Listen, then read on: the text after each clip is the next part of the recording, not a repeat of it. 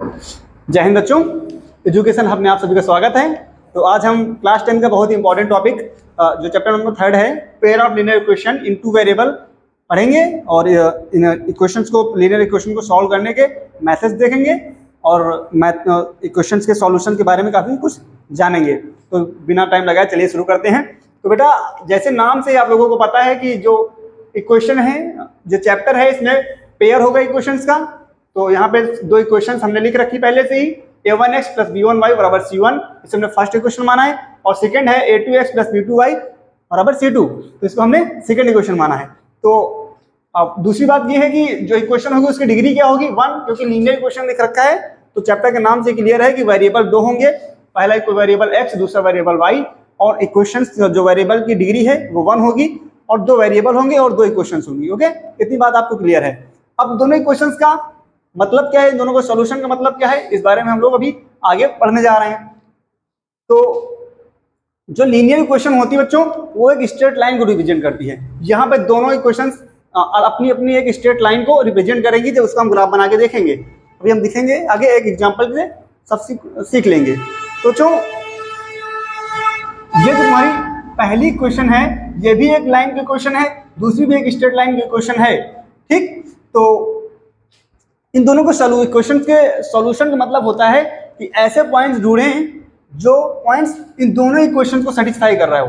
मतलब एक ऐसा पॉइंट मिलेगा, जो पॉइंट दोनों इक्वेशन को सेटिस्फाई करेगा, उस पॉइंट पे जो कोऑर्डिनेट्स होंगे x और y की जो वैल्यूज होंगी, वो वैल्यूज फर्स्ट इक्वेशन और सेकंड इक्वेशन दोनों को सेटिस्फाई करेगी। ठीक, तो इसको हम और अच्छे से एक एग्जाम्पल के हेल्प से समझते हैं। तो एक एग्जाम्पल हम ले लेते हैं, x प्लस वाई बराबर 3। तो एक एग्जाम्पल लेते हैं हम, x प्लस वाई बराबर 3। तो फर्स्ट एक एग्जाम्पल हम ले रहे हैं, x प्लस वाई बराबर 3। तो फर्स्ट है इक्वेशन है, सेकंड इक्वेशन है 3x माइनस 2y बराबर 4। Second equation is 3x minus 2y बराबर 4। This one is second equation. Okay बच्चों, तो इन दोनों इक्वेशंस को हम क्या करेंगे, सॉल्व करेंगे। अब ये दोनों इक्वेशंस हैं, इसमें देखो a1 की वैल्यू 1 है, b1 की वैल्यू v1 है, लेकिन c1 की वैल्यू 3 है, a2 की वैल्यू 3 है, b2 की वैल्यू -2 और c2 की वैल्यू 4। इतनी बात आप समझ जाएंगे इन दोनों इक्वेशन से, फर्स्ट और सेकंड इक्वेशन से वैल्यूज कंपेयर करके a1 b1 c1 और a2 b2 c2 की वैल्यूज आप आसानी से निकाल सकते हैं। अब करेंगे क्या, इनको हम ग्राफिकली सॉल्व करके, पहला जो मेथड हमारा ग्राफिकल मेथड है, उसी सॉल्व करके इन इक्वेशंस के बारे में और डिटेल्स में जानेंगे। ठीक, तो जैसे पहली इक्वेशन है हमारी, पहली इक्वेशन है x प्लस वाई बराबर 3। इसके एक हम छोटी सी टेबल बना लेते हैं, 3 पॉइंट्स मिनिमम, तो हम 2 में भी काम चल जाएगा हमारा, लेकिन हम 3 पॉइंट्स निकाल लेंगे। ठीक, तो x y, तो पहली क्वेश्चन में हम x वैल्यू 0 रख देते हैं। बेटा देखो, जब x वैल्यू हम 0 रखते हैं, x बराबर 0 रखेंगे तो क्या हो जाएगा, 0 प्लस वाई बराबर 3, दैट मीन्स y बराबर 3। जब x वैल्यू 0 रखते हैं तो y वैल्यू कितनी आई, 3। सेकेंडली हम क्या करेंगे, इस बार हम y की वैल्यू 0 रख के देखेंगे, x वैल्यू क्या आएगी। अलग अलग वैल्यूज जो भी तुम चाहो रख सकते हो, लेकिन थोड़ी छोटी वैल्यूज रखना है। बड़ी वैल्यूज रखने से क्या होगा, बहुत बड़ी वैल्यूज आ जाएगी, उसे नंबर लाइन पे दिखाना हमारे लिए थोड़ा डिफिकल्ट हो जाएगा, उतनी बड़ी लाइन हम नहीं बना सकते। तो कोशिश ये रहेगी कि छोटी नंबर्स लें। तो y की वैल्यू इस बार हमने 0 रखा, तो क्या हो जाएगा, x प्लस वाई मीन्स 0 बराबर 3, that means x is equal to 3। तो x वैल्यू 3 आ जाएगी जब y की वैल्यू 0 रहेगी। एक कोई और वैल्यू ले लेते हैं हम x की, तो एक और वैल्यू हम इधर ले लेते हैं, जब x वैल्यू हम ले लेते हैं 1। तो x वैल्यू जब 1 लिया, क्या हो जाएगा, 1 प्लस वाई बराबर 3। तो y इक्वल्स टू आ जाएगा 3 प्लस 1 उधर जाएगा, जब इधर से उधर ट्रांसफर करेंगे तो -1 हो जाएगा। तो y equals to 3 minus 2, that is 3 minus 1 that is 2। तो जब x वैल्यू 1 रखा तो y वैल्यू कितनी आई, 2। तो ये हमारी x प्लस वाई बराबर 3 की एक टेबल बन गई। जो पॉइंट्स हमको मिल गए, कुछ पॉइंट्स मिले, उनके कोऑर्डिनेट्स क्या हैं, टेबल में लिखे हुए हैं। इसी प्रकार हम सेकंड इक्वेशन के भी पॉइंट्स निकाल लेंगे कुछ। सेकंड इक्वेशन है 3x माइनस 2y बराबर 4। अब इस इक्वेशन का भी हम ऐसे टेबल बना लेंगे, सेम करना क्या है, और इसके भी हम 3 पॉइंट्स, मिनिमम 2 से भी काम चल जाएगा, लेकिन हम 3 पॉइंट्स निकाल दें और क्लियरिटी आ जाएगी। तो हो जाएगा x और y। बेटा इसमें हम क्या करेंगे, पहली बार हम x की वैल्यू क्या रखेंगे, 0। तो x वैल्यू जब 0 रखें, जरूरी नहीं कि वैल्यू 0 ही रखी जाए, जो आपको आसान लगे आप कर सकते हैं।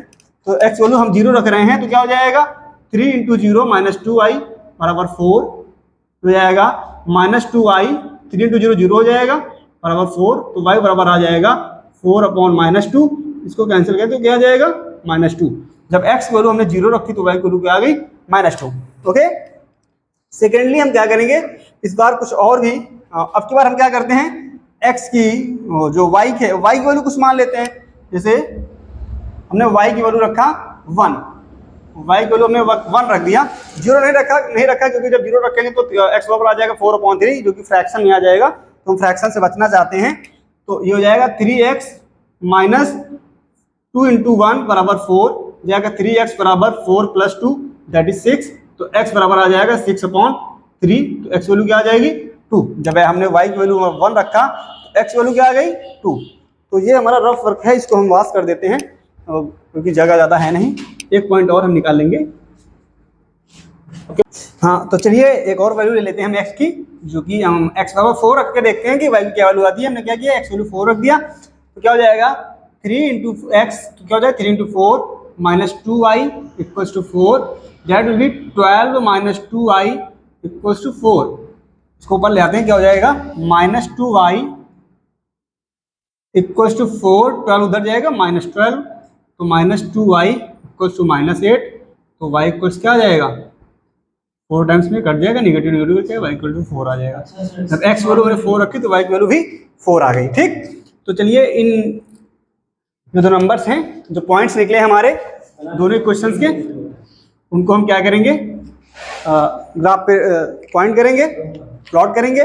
तो पहला जैसे पहली क्वेश्चन है x + y = 3, इसके पॉइंट्स 3 पॉइंट्स हम ग्राफ पे प्लॉट कर लेंगे। पहला पॉइंट है 0,3, मीन्स x की वैल्यू 0 है, y की वैल्यू 3, तो x वैल्यू 0 y की वैल्यू 3 हमारा पॉइंट ये मिल जाएगा, इसके कोऑर्डिनेट्स हैं 0,3।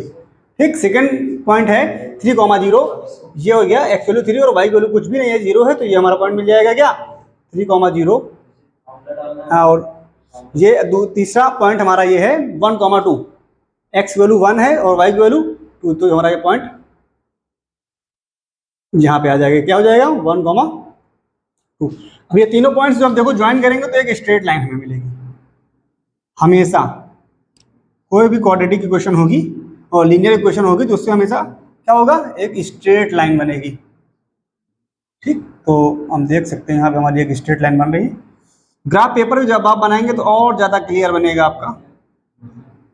ठीक, ये हमारा पॉइंट लाइन बन गई और ये इक्वेशन किसकी है x + y = 3 की। ठीक, ये लाइन बन गई। अब हम दूसरी लाइन को जब दूसरी लाइन के पॉइंट्स को प्लॉट करेंगे, पहला पॉइंट है 0,-1, ओके, तो 0,-1 तो x 0,-2 सॉरी, 0,-2 तो ये पॉइंट हो जाएगा क्या 0,-2। ठीक, सेकंड पॉइंट है 2,1 तो x वैल्यू 2 और y वैल्यू 1, तो ये पॉइंट हमारा समथिंग हेयर आ जाएगा, यहाँ पे आ जाएगा। ये पॉइंट हमारा क्या है 2,1। और जो थर्ड पॉइंट हमारा है 4,4, तो ये 4 x वैल्यू 4 और y की वैल्यू 4, मतलब हमारा पॉइंट समथिंग यहाँ पे आएगा। हाँ, यहाँ पे तो हो जाएगा 4,4। ठीक, अब ये जो तीनों पॉइंट्स मिले हैं इनको क्या करेंगे ज्वाइन कर देंगे, तो ये भी हमें एक स्ट्रेट लाइन मिलेगी। क्या था 4,4। ठीक, ये हमको एक स्ट्रेट लाइन मिलेगी। ये लाइन हमारी है 3x - 2y = 4 की।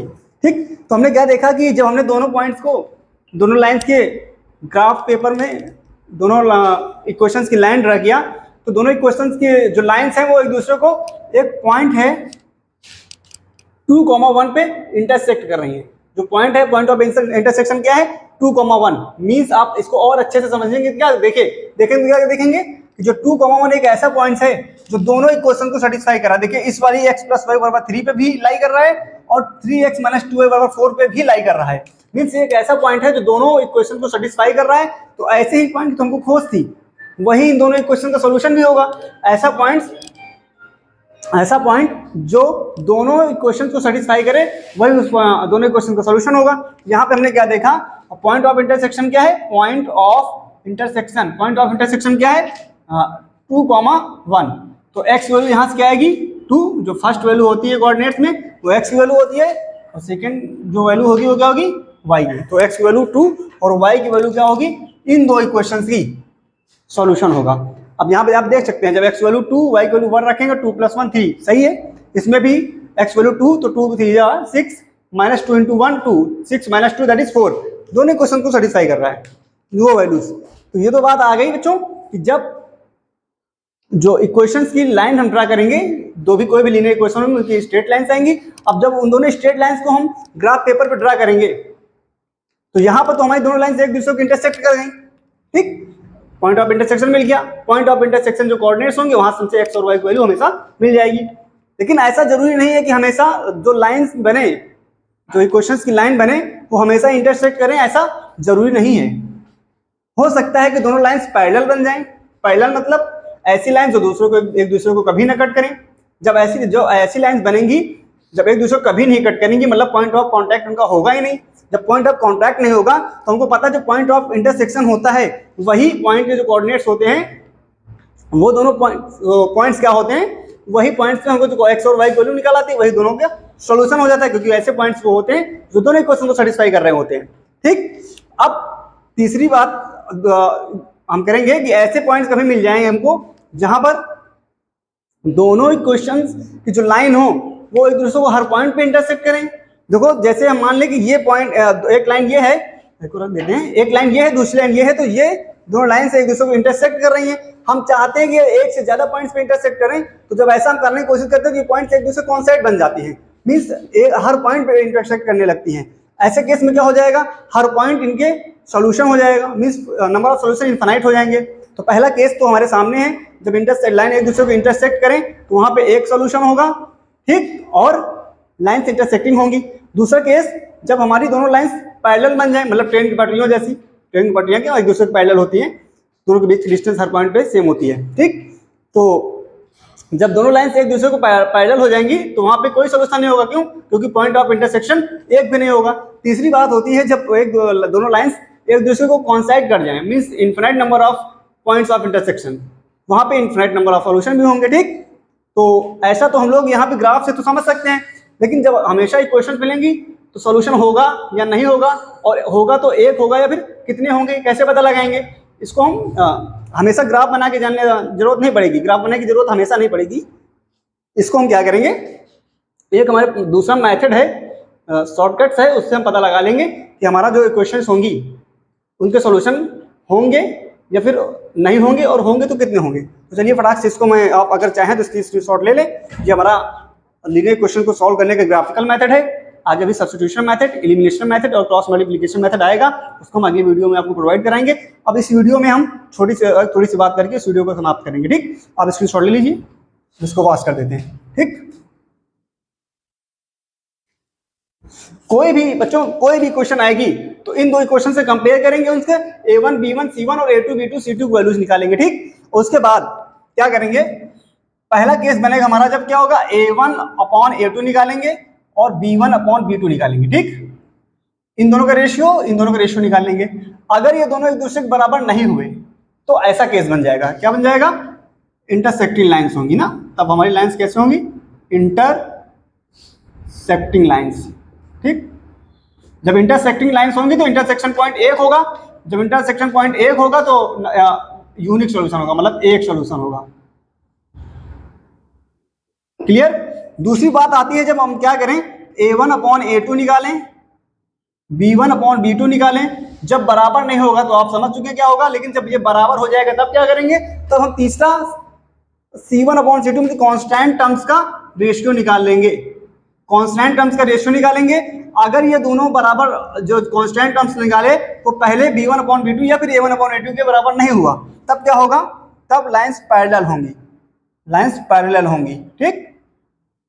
पैरेलल लाइंस होंगी मतलब नो सॉल्यूशन।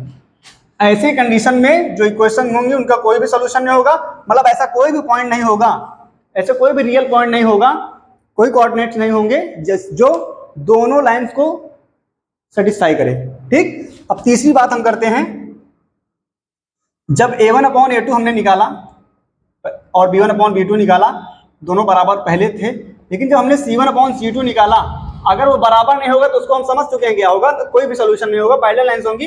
लेकिन ये तीसरी कंडीशन ये है कि अगर ये बराबर भी हो, ये भी बराबर हो गया, मतलब मींस तीनों जब बराबर हो जाएंगे तब क्या हो जाएगा, तब क्या हो जाएगा, लाइन कॉन्साइड हो जाएंगी, कॉन्साइड लाइंस, कॉन्साइड लाइंस। जब कॉन्साइड लाइंस कहेंगे एक दूसरे को ऊपर आ जाएंगे दोनों लाइंस, तो क्या हो जाएगा, इनफाइनाइट सॉल्यूशंस हो जाएंगे। हर पॉइंट जो भी पॉइंट होंगे सारे पॉइंट्स क्या होंगे, सॉल्यूशन होंगे, क्योंकि हर पॉइंट पर तो एक दूसरे को इंटरसेक्ट कर रहे होंगे दोनों लाइंस। ठीक, अब जैसे जो दोनों लाइंस हैं, एक लाइन ये एक दूसरी लाइन ये, अगर ये दूसरे को कॉन्साइड है, एक के ऊपर दूसरी है, मीन्स ये इस वाली के ऊपर है, तो क्या होगा बच्चों, होगा ये कि दोनों लाइंस एक दूसरे को हर पॉइंट पे इंटरसेक्ट कर रही हैं। तो हर पॉइंट पे इंटरसेक्ट कर रही हैं तो पॉइंट ऑफ इंटरसेक्शन इनफाइनाइट होंगे, मीन्स नंबर ऑफ सॉल्यूशन भी इनफाइनाइट होंगे। ठीक, आप इस बात को अच्छे से समझ चुके हैं। तो बच्चों अब हम इस वीडियो को यहीं पे समाप्त करेंगे और उम्मीद करते हैं कि ये वीडियो आपको हेल्पफुल होगा। आगे भी इसी चैप्टर की वीडियोज आपको प्रोवाइड करवाएंगे। और मैं आपसे फिर से एक रिक्वेस्ट करता हूँ, अगर आपको वीडियो अच्छी लगी हो तो उसको लाइक करें, उस चैनल को सब्सक्राइब कर लें और वीडियोज़ को अपने दोस्तों तक शेयर करें। Thank you.